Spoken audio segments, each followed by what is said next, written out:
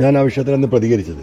അതിൻ്റെ കാരണം ഞാൻ ഈ വസ്തുത ഇങ്ങനെ കേട്ട വിവരങ്ങൾ അന്ന് ഈ പുറലോകത്ത് ആരും ഈ കാര്യം സംസാരിച്ചിട്ടില്ല. ശശിയാണ് ഇവരുടെ മരണത്തിന് പിന്നിലെന്ന്. ആ അന്വേഷണത്തിൽ കണ്ടെത്തിയ വിവരങ്ങളുടെ അടിസ്ഥാനത്തിലാണ് ജില്ലാ പഞ്ചായത്ത് പ്രസിഡന്റിന്റെ ഭർത്താവ് ഈ പറയുന്ന ഈ പമ്പിന്റെ ശശിയുടെ ബിനാമിയാണ് എന്ന് ഞാൻ പറഞ്ഞത്. അതിനാണ് എനിക്ക് നോട്ടീസ് തന്നിട്ടുള്ളത്. അദ്ദേഹം ഇപ്പോൾ പറയുന്നത് ഞാൻ ഇപ്പോൾ ഗതികേട് കൊണ്ട് പറയുന്നു. ഒന്ന്, അപ്പോൾ അത് കേരളത്തിലെ ജനങ്ങൾക്കറിയാം, അതൊരു വസ്തുതയായി നിലനിൽക്കുക.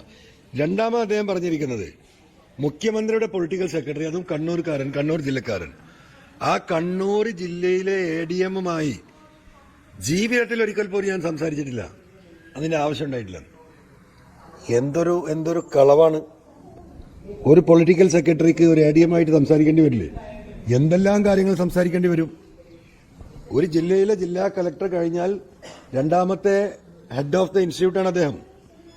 100,000 കാര്യങ്ങൾ സംസാരിക്കേണ്ടി വരും. അപ്പോൾ അദ്ദേഹം ഇതുവരെ അത് സംസാരിച്ചിട്ടേ ഇല്ല എന്നാണ് പറയുന്നത്. അതവിടെ നിൽക്കട്ടെ. മൂന്നാമത്തെ കാര്യം, ഞാൻ ഇന്ന് പറഞ്ഞ കാര്യങ്ങൾ, അദ്ദേഹം പൊളിറ്റിക്കൽ സെക്രട്ടറിയാണ്, അദ്ദേഹം ഈ പറയുന്ന ലോ ആൻഡ് ഓർഡർ ഹാൻഡിൽ ചെയ്യുന്ന അദ്ദേഹമാണ്. പോലീസ് നടത്തിയ ഈ ഇൻക്വസ്റ്റ് റിപ്പോർട്ടിനെ കുറിച്ച് എന്താ അദ്ദേഹത്തിന് പറയാനുള്ളത്? ഈ പറയുന്ന പോസ്റ്റ്മോർട്ടത്തെ കുറിച്ച് എന്താ പറയാനുള്ളത്? എന്തുകൊണ്ടാണ് ആ കുടുംബം വരുന്നവരെ കാത്തിരിക്കാതിരുന്നത്? 0.5 സെന്റിമീറ്റർ ഒരു പ്ലാസ്റ്റിക്കിൽ ഓൾഡ് യെല്ലോ പ്ലാസ്റ്റിക് റോപ്പ് എന്നെഴുതിയ ഒരു പഴകിയ 1/2 സെന്റിമീറ്റർ വണ്ണമുള്ള ഒരു പ്ലാസ്റ്റിക് കാറിൽ മണിക്കൂറുകളോളം ഇദ്ദേഹം തൂങ്ങിക്കിടന്ന് കഴുത്തിന് മുറിവ് പോലും പറ്റാത്ത കാര്യം എന്ന് ഞാൻ രാവിലെ പറഞ്ഞല്ലോ. അതിന് മറുപടി ഉണ്ടോ? അതിൽ പോലീസിൽ നിന്ന് ആ കാര്യങ്ങൾ അന്വേഷിച്ച് മറുപടി പറയാൻ അദ്ദേഹത്തിന് ഉത്തരവാദിത്തമുണ്ട്. അതിൽ നിന്നൊക്കെ ഒളിച്ചോടിക്കൊണ്ട് അൻവർ ഈ പറയുന്നത് ശരിയല്ല, കളവാണ്, ഗതികേട് കൊണ്ടാണ്. അത് തന്നെയാണ് ബഹുമാനപ്പെട്ട നമ്മുടെ വിഗ്രഹം പറഞ്ഞിട്ടുള്ളത്. വിജയരാഘവൻ സഖാവ് അങ്ങനെ പറയാനുള്ള കാരണം ഒന്നുമല്ല. സാധു അവിടെ നാട് കടത്തിയത് അവര്. കേരളത്തിൽ നടക്കുന്ന കാര്യമൊന്നും ഇപ്പോൾ അദ്ദേഹത്തിന് അറിയില്ല. അദ്ദേഹം രാപ്പകലില്ലാതെ പാർട്ടിക്ക് വേണ്ടി പ്രവർത്തിച്ച് ഒരു ഘട്ടത്തിൽ കോടിയേരി സഖാവിന്റെ ശാരീരിക പ്രശ്നങ്ങൾ വന്നപ്പോൾ പാർട്ടിയുടെ സ്റ്റേറ്റ് സെക്രട്ടറി ചാർജ് ഉണ്ടായിരുന്ന വ്യക്തിയാണ്.